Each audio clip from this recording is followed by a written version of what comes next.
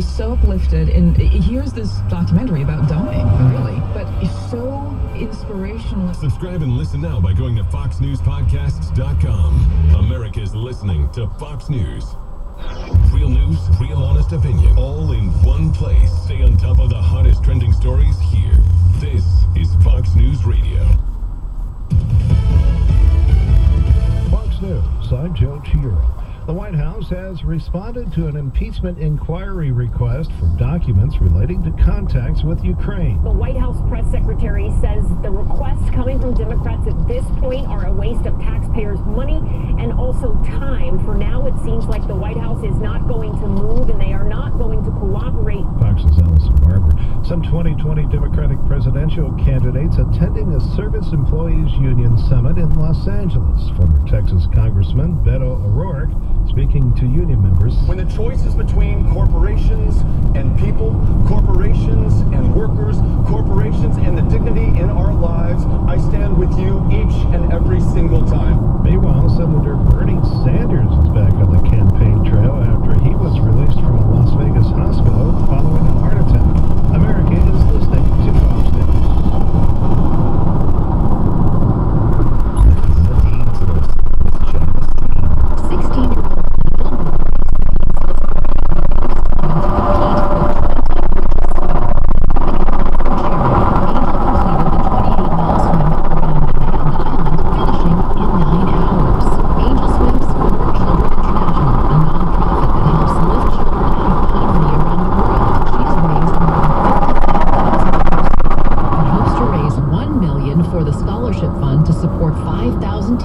Who want to further their education in high school, college, or technical school. This isn't the first time the teen has broken records. She became one of the youngest girls to climb Mount Kilimanjaro when she was just 10 years old. And last year, the marathon swimmer successfully swam across the Catalina Channel. Her next goal... Next year, I would like to swim across English Channel. Angel, you're an angel and a hero.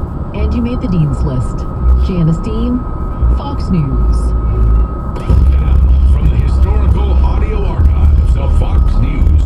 He just may be the most successful music composer ever. Sir Paul McCartney talks about how he wrote a song for a movie which has become one of his most popular songs to perform live. Say, live or let die. I thought Live and Let Die is not the easiest title around, but I thought of the obvious thing, the original expression being Live and Let Live, but I enjoyed writing it. I read the book, I think on the Saturday, Ian Fleming original book, rather than look at the film script, so that I'd get my take on it or my feel for it. And then on the Sunday, I sat down at the piano, and it came quite quickly. I wrote the song, and Linda wrote a little middle bit, which is like a little reggae bit. What does it matter to you? And then I tried to get and that was it. Stay tuned to hear more history as it unfolds before your ears. It's the audio archives of Fox News Talk.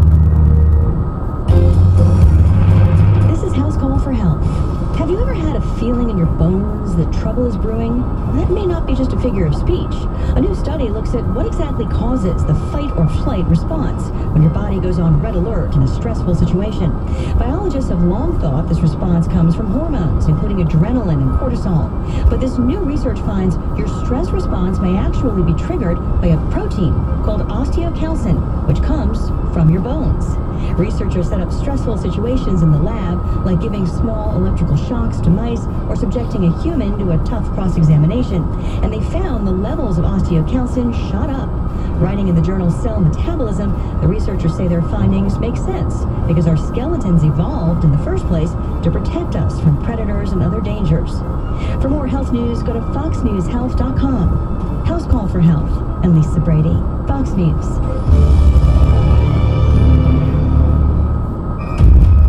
I'm Maria Bartiromo from Fox Business. My parents lived the American dream. My father cooked in his restaurant. I was the co-check girl. Today, I'm still working the hardest I've ever worked, giving my viewers every tool I can to help them succeed. I'm Stuart Barney from Fox Business.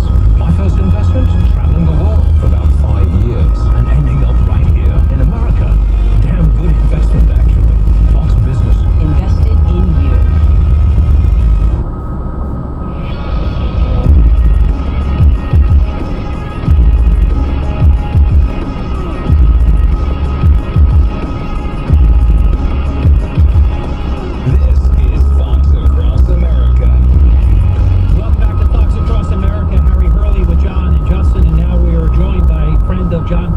Martino, executive producer to The Stars.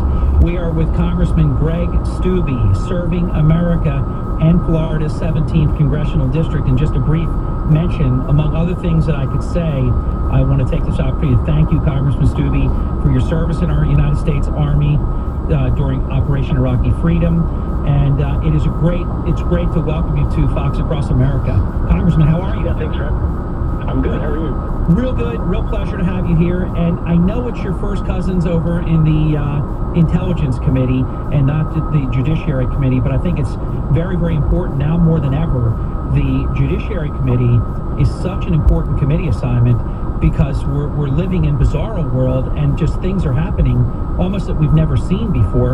And I bring up the two committees because actually I think that this whole, if there is an impeachment inquiry, I'm calling it faux because there has been no vote. They either don't have the votes, they don't have 218, or they don't want 24 or 30 of their more moderate ones to have to cast the vote. It's one or the other. It could be both, but they just won't have a vote. And I think this whole thing, if you're having an impeachment inquiry, if passed as prologue, should be in the Judiciary Committee. Well, it should be in the Judiciary Committee, and you've had 6 different committees in the United States Congress investigating the president since January. So she's given all of the different authorities to all these different committees to investigate different parts of this.